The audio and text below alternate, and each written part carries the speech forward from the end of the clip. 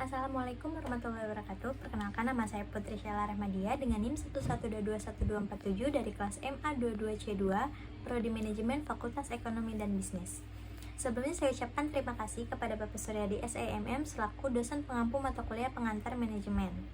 Di sini saya akan mempresentasikan tentang dasar-dasar manajemen. Yang pertama adalah definisi manajemen secara umum dan menurut para ahli. Definisi manajemen secara umum adalah sebuah proses perencanaan atau planning, pengorganisasian atau organizing, pengarahan atau directing, dan pengendalian atau controlling terhadap sumber daya untuk mencapai tujuan secara efektif dan efisien. Lalu definisi menurut para ahli. Menurut TF Bridge, manajemen adalah suatu kegiatan untuk menyelesaikan pekerjaan yang fungsinya membuat perencanaan dan memberikan pengarahan bagaimana penyelesaian itu harus dilakukan.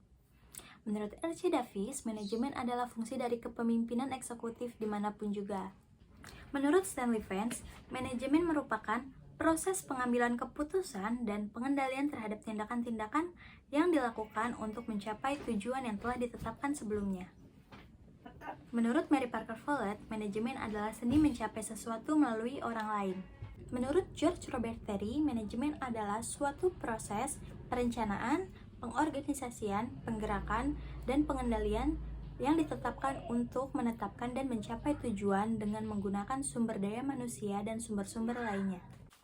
Manajemen dibutuhkan untuk mencapai tujuan, untuk menjaga keseimbangan di antara tujuan-tujuan yang saling bertentangan, dan untuk mencapai efisiensi dan efektivitas.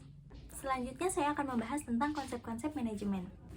Konsep manajemen adalah bentuk tata kelola sebuah perusahaan sehingga segala jenis aktivitasnya dapat terkontrol dengan cukup baik. Konsep manajemen terbagi menjadi 6. Konsep manajemen sebagai suatu sistem, manajemen sebagai suatu proses, manajemen sebagai suatu fungsi, manajemen sebagai ilmu, manajemen menunjuk pada sekumpulan orang, dan manajemen sebagai suatu profesi. Manajemen sebagai suatu sistem atau as a system adalah suatu kerangka kerja yang terdiri dari berbagai bagian atau komponen yang saling berkaitan dan diorganisasi sedemikian rupa guna mencapai tujuan organisasi. Manajemen sebagai suatu proses atau as a process merupakan serangkaian tahap kegiatan yang diarahkan pada suatu tujuan dengan pemanfaatan semaksimal mungkin dari sumber-sumber yang ada. Jadi pada konsep ini lebih pada perencanaan, pengorganisasian, dan pengawasannya agar suatu tujuan itu bisa tercapai dengan baik. Manajemen sebagai suatu fungsi atau as a function mempunyai kegiatan-kegiatan tertentu di mana kegiatan tersebut saling berkaitan dalam rangka mencapai tujuan.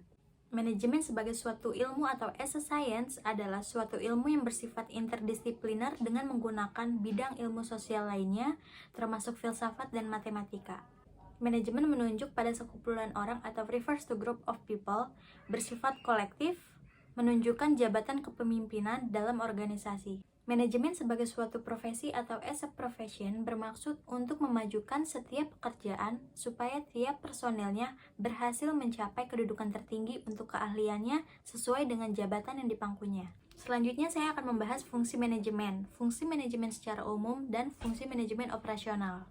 Fungsi umum manajemen terbagi menjadi 4, fungsi perencanaan, pengorganisasian, pengarahan, dan pengendalian. Yang pertama, fungsi perencanaan atau planning, yaitu proses pengambilan keputusan yang menjadi dasar bagi kegiatan-kegiatan yang akan dilakukan serta efektif pada waktu mendatang. Sehingga strategi untuk mengatur suatu organisasi perlu ditetapkan di awal. Namun, penting untuk memiliki atau membentuk tujuan dan targetnya terlebih dahulu, karena target yang jelas akan membantu memudahkan perencanaan untuk mengatur sumber daya yang ada sehingga tercapai dengan maksimal. Sedangkan jika targetnya tidak jelas, maka manajemen tidak dapat berjalan. Yang kedua, fungsi pengorganisasian atau organizing, yaitu proses dalam menciptakan hubungan-hubungan antara faktor personal kepada faktor fisik agar aktivitas atau suatu kegiatan dapat terlaksana dengan baik.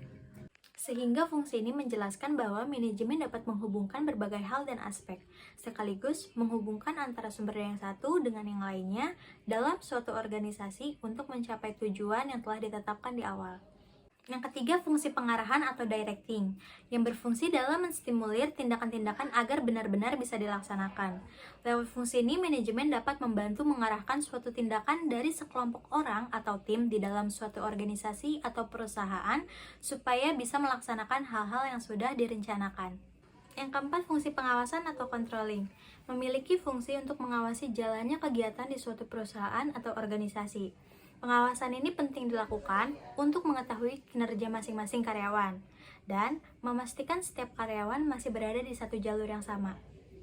Lewat manajemen yang baik, maka semua fungsi akan berjalan dengan baik pula, sehingga dapat memaksimalkan ilmu dan seni manajemen itu sendiri dalam menopang perjalanan suatu organisasi atau perusahaan agar bisa bertahan dan bisa terus berkembang.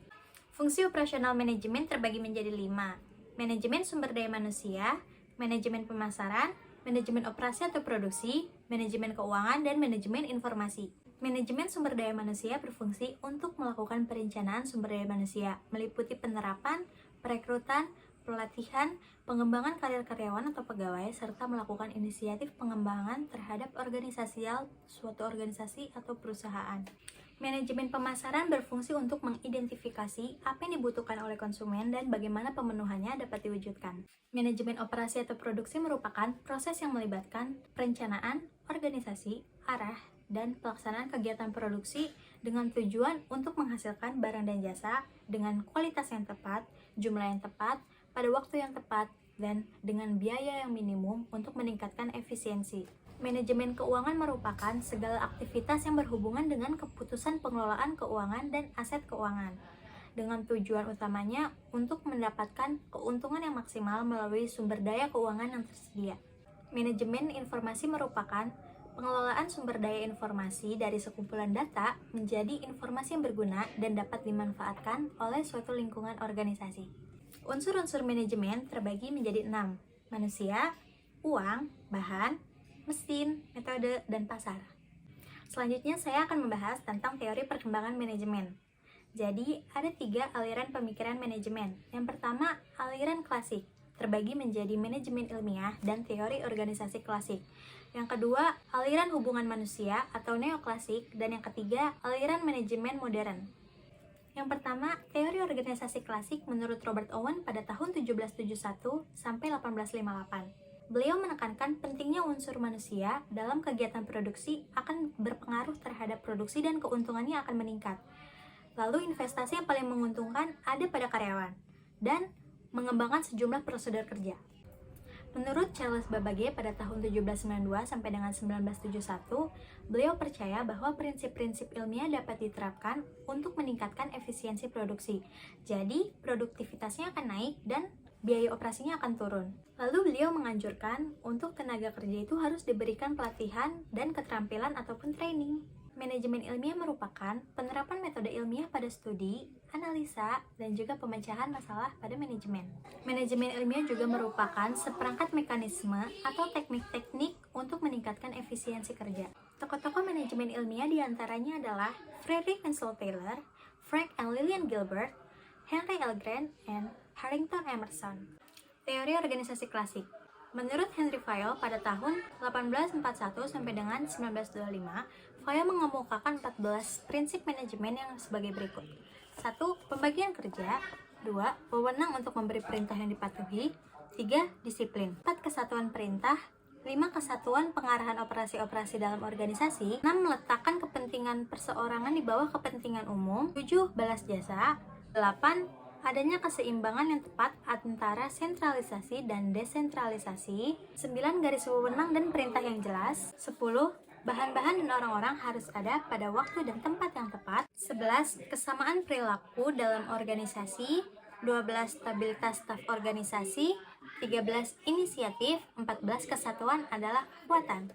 Fayol membagi operasi-operasi perusahaan menjadi 6 kegiatan yang bergantung satu dengan yang lainnya. Di antaranya 1. Teknik produksi dan manufacturing produk.